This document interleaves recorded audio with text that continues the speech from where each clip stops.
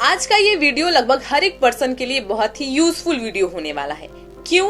क्योंकि आज हम बात करेंगे कि ये मोहब्बत और ये स्टडी के बीच में, एक शिक्षा के बीच में हम बैलेंस कैसे बनाकर रखें। नमस्कार दोस्तों, बहुत स्वागत है आप सभी का। कैसे हैं आप लोग? उम्मीद करती हूँ मैं साथियों आप लोग बहुत ही अच्छे होंगे। आज का ये वीडियो बहुत ही इंटरेस्टिंग होने वाला है, बहुत ही यूजफुल होने वाला है और बहुत ही धमाकेदार होने वाला है। क्यों? क्योंकि आज बात करेंगे एक बहुत ही परफेक्ट सी टॉपिक पर, जिसका नाम है कि ये प्यार और ये पढ़ाई के बीच बैलेंस कैसे बनाकर रखें। क्योंकि बेसिकली हम युवा जो है ना, वो दो ही चीज के लिए बहुत ही फेमस हैं। कह सकते हैं कि दो चीजों के लिए हम बहुत जाने जाते हैं, या कह सकते हैं कि अगर हम खुद से भी आजमाइश करें तो हम ये पाएंगे कि युवा लाइफ में हम दो ही चीज को बहुत ज्यादा तवज्जो देते हैं। एक तो अपनी मोहब्बत को और दूसरी अपनी स्टडी को। जो फ्रेंड्स होते हैं, जो फैमिली होते हैं, उन्हें हम एक नॉर्मल तरीके से लेकर चलते हैं, लेकिन ये दो चीज ऐसी हैं जिन्हें हम बहुत ज्यादा तवज्जो देते हैं। ये रियलिटी है। पर एक्चुअली में सोचा जाए तो ये प्यार और ये पढ़ाई युवा लाइफ में करने वाली ही चीज है। अब कोई बुढ़ौती में थोड़ी ना किसी से प्यार करेगा या फिर पढ़ाई उस तरीके से कर पाएगा।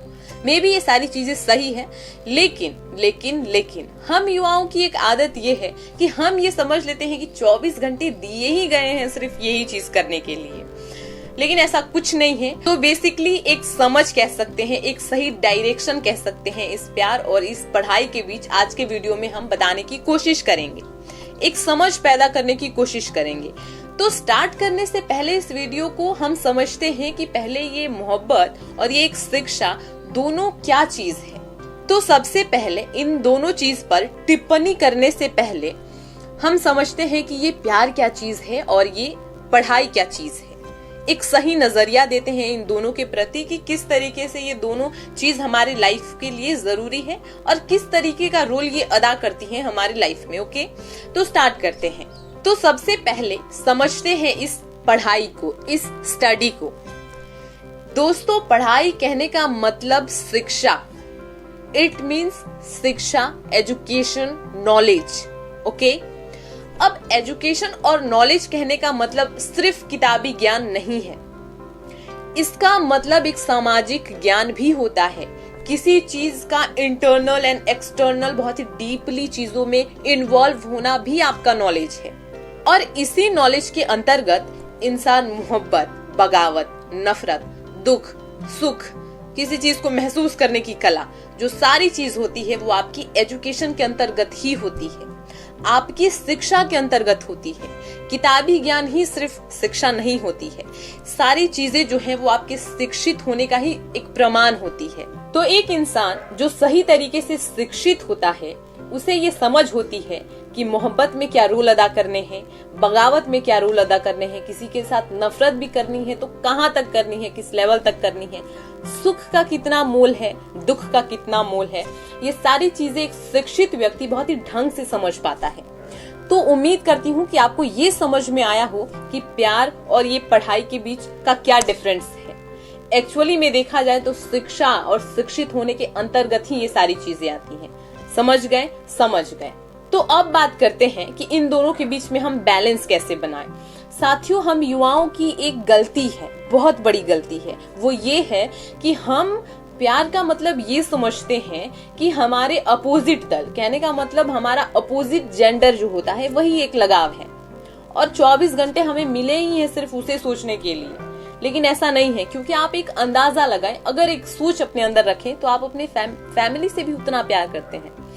एक बेटी अपने पापा के साथ बहुत लगाव के साथ जुड़ी होती है, एक बेटा अपनी माँ के साथ बहुत ज्यादा लगाव से जुड़ा होता है। शायद ये लगाव उस पर्सन के प्रति उतना नहीं है, पर फिर भी हमें वो इतना स्पेशल क्यों लगता है? क्योंकि एक वास्तविकता से दूर हम एक काल्पनिक दुनिया अपनी बना लेते हैं और यही सोच हमें हमारे वास्तविक जीवन की सही तरीके से पहचान कराने में असमर्थ हो जा रही है। तो ध्यान रखना है कि शिक्षित बनना है, शिक्षित बनना है, अपने आप में एक सक्सेसफुल पर्सन होना है। क्योंकि काबिलियत मोहब्बत को खरीद सकती है और मोहब्बत यूं बिक जाती है। ये रियलिटी है। तो आइए अब समझते हैं कि हम इन दोनों के बीच में बैलेंस कैसे बनाकर रखें। साथियों, दोनों के बीच बैलेंस बनाना बहुत ज्यादा जरूरी है। क्यों? क्योंकि अगर आप दोनों के बीच बैलेंस नहीं बना पाएंगे तो शायद फ्यूचर में एक ऐसा समय आए कि आपको दोनों से हाथ धोना पड़ जाए, और बहुत लोगों के साथ ऐसा होता है। तो इन दोनों को बैलेंस बनाने की एक बहुत अच्छी कुछ चीजें मैं आप लोगों के साथ साझा करना चाहूंगी, बताना चाहूंगी। इसे लाइफ में इम्प्लीमेंट करने की कोशिश कीजिएगा। नंबर 1 इज दैट कि टाइम मैनेजमेंट। समय ही सबसे मूल्यवान चीज है और समय ही इंसान की तकदीर को डिसाइड कर देता है कि किसी ने अपना समय किस चीज में दिया है तो उसे किस चीज का उसको रिटर्न देना है, वही चीजें होती हैं। क्योंकि ऐसा है कि हम लोग जब भी किसी के साथ वैसे मोहब्बत में पड़ते हैं तो हम बहुत ज्यादा टाइम अपना लॉस कर देते हैं सिर्फ उसी इंसान के प्रति। ऐसा नहीं करना है, आपको दोनों तरफ से ये बैलेंस बनाकर रखना है। अगले पर्सन को भी और खुद को भी ये समझाना है कि टाइम सिर्फ इन चीजों के लिए नहीं मिली है, इसके अलावा भी कुछ चीजें होती है जो हमें करनी है और दोनों के बीच करना है। ये कन्वर्सेशन सामने वाले के पास भी होना चाहिए और आपके पास भी होना चाहिए। एक समझ पैदा करनी है और अपने टाइम को बिल्कुल मैनेज कर रखना है। किसी भी चीज का टाइम टेबल एक सेट कर लीजिए कि तेरा मेरा इतने घंटे का ये, इसके अलावा हम अपनी चीजों पर फोकस करेंगे, कनेक्शन दिल के साथ जुड़े रहेंगे। नंबर 2 इज दैट कि हमेशा डिसिप्लिन को फॉलो करो।